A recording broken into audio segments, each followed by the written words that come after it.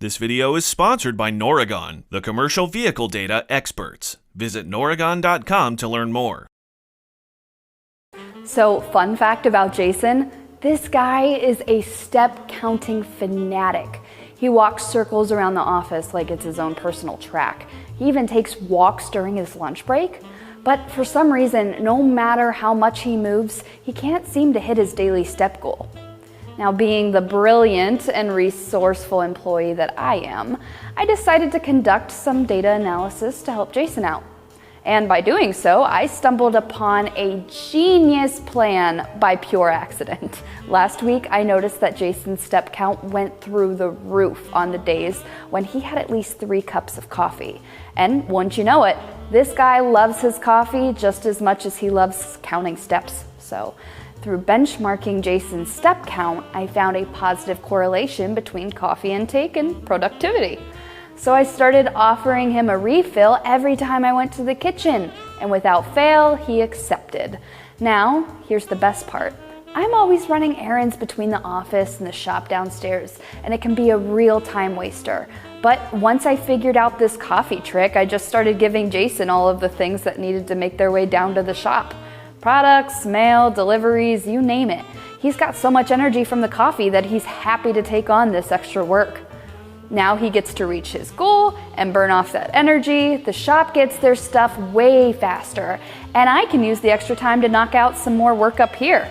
Who knew coffee was magic?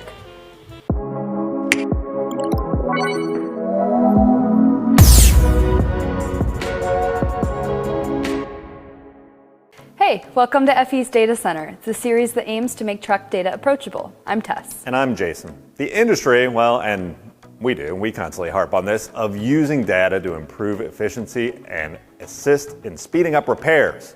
But access to all of this data and what it means and what you do with it, it can be confusing. But if you use it correctly, you can use it to benchmark findings that help you gain a better understanding of things like turnaround time for specific repairs, predicting parts and labor costs for those repairs, and identifying the phases of the repair process that consume the most amount of time. Benchmarking brings together all of your service data, highlights best practices where they're working, and notes the areas where your shop could use some improvement. This in turn can help move along the repair with little to no unnecessary delays.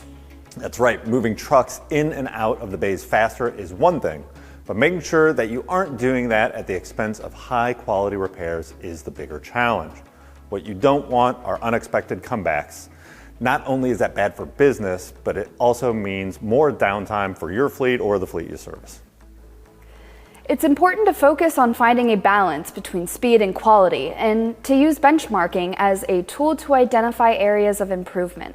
By analyzing the performance of other successful shops in your industry against your own data, you can identify best practices and implement them into your own shop to improve efficiency and quality. Clearly, the end goal of any heavy-duty truck shop benchmarking program is to assist your shop's efficiency and enhance service procedures. You don't want to sacrifice quality, right?